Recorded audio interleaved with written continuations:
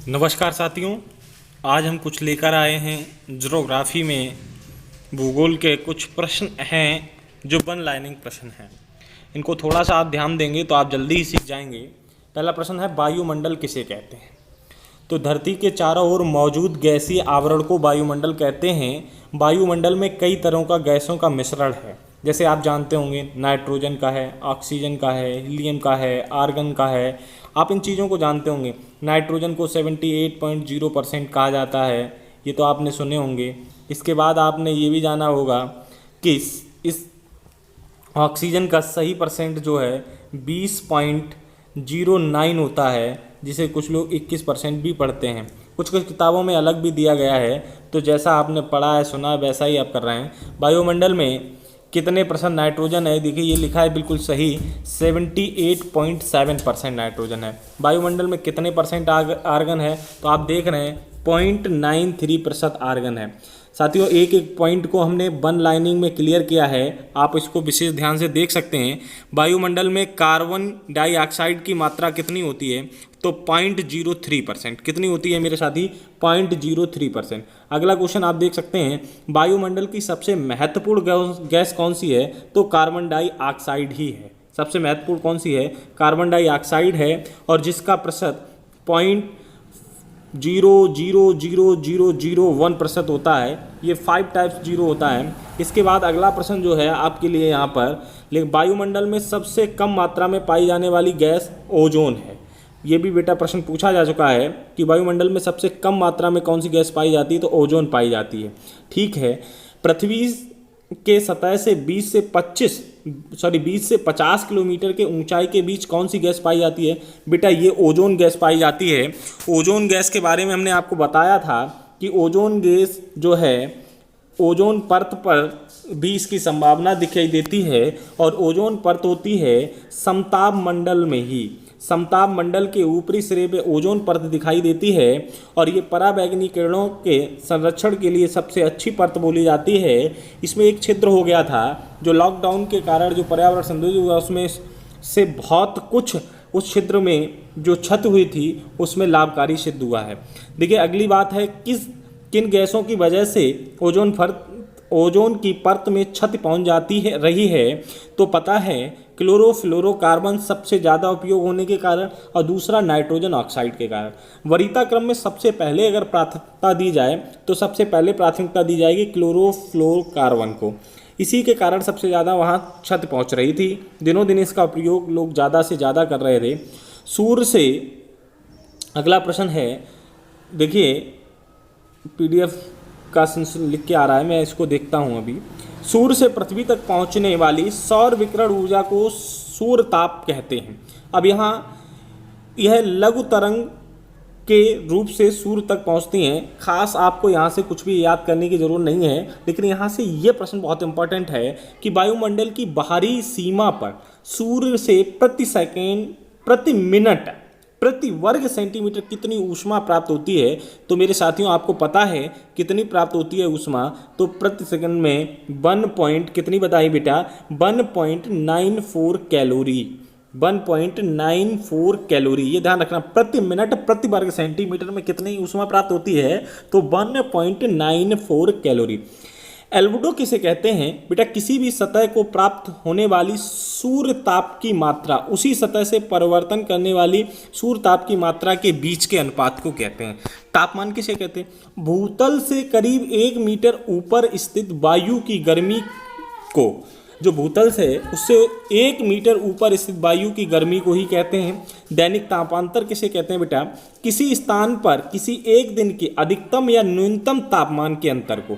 एक दिन का किसी स्थान पर अधिकतम न्यूनतम तापमान में जो अंतर रहता है उसे दैनिक तापांतर कहते हैं। गणित में आपने एक यहाँ शब्द पढ़ा होगा, जैसे कि आप जानते हैं परास। क्या जानते हैं मेरे साथी? परास नाम का शब्द आपने गणित में सुना होगा। किसमें सुना था? परास को शब्द आपने गणित में सुना। परास, परास क्या होता है? माने सबसे बड़ी संख्या और माइनस सबसे छोटी संख्या, यही परास होता। अब यहीं पर है दैनिक तापांतर। तो दैनिक तापांतर का मतलब समझ गए, एक दिन में सबसे उच्च ताप क्या है और एक दिन में सबसे निम्न ताप क्या है, उनके बीच के अंतर को ही हम तापांतर कहते हैं।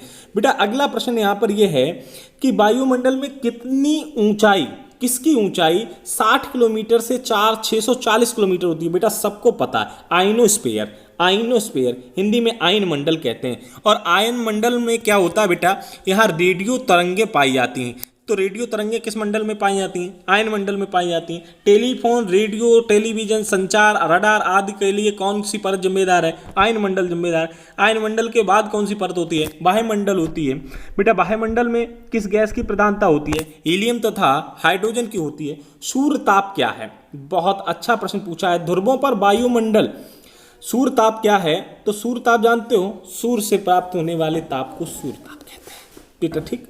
ध्रुवों पर वायुमंडल के किस परत की मोटाई सबसे अधिक होती है? समताप मंडल पे। ध्रुवों पर सबसे ज्यादा भाई मोटाई बढ़ती है। मदर ऑफ ऑल क्लाउड, जिसे मूलाव मेघ कहते हैं, किसे कहते हैं? समताप मंडल में कभी कभी विशेष प्रकार के मेघों का निर्माण होता है, बस उन्हें ही कहते हैं। धरातल से 32 से 60 किलोमीटर के बीच, कभी कभी 80 किलोमीटर भी लिखा होता है। बेटा 32 से 60 अर्थात ये 18 किलोमीटर की जो क्षेत्र होता है, इस क्षेत्र को ही हम ओजोन मंडल कहते हैं। और ओजोन को ही पृथ्वी का सुरक्षा कवच भी कहा जाता है। ओजोन की बेटा मोटाई नापने के लिए डाप्शन इकाई होती है। बात समझ गए? नहीं समझे? समझ गए ना। वायुमंडल का 97% भाग कितने किलोमीटर की ऊंचाई तक पाया जाता है? बेटा 29 किलोमीटर तक, ठीक है। ये वायुमंडल में क्षोभ मंडल की सीमा खत्म होने के बाद किस मंडल की शुरुआत होती है? भैया क्षोभ के बाद क्या आएगा? देखो भैया हम आपको यहाँ से बता दें, सपोज करो ये 5 मंडल होते हैं, 5 मंडल होते हैं। पहला आपका होता है क्षोभ मंडल, दूसरा आपका होता है समताप मंडल, तीसरा आपका होता है मध्य मंडल, चौथा आपका होता है आयन मंडल और पांचवा आपका होता है वायुमंडल।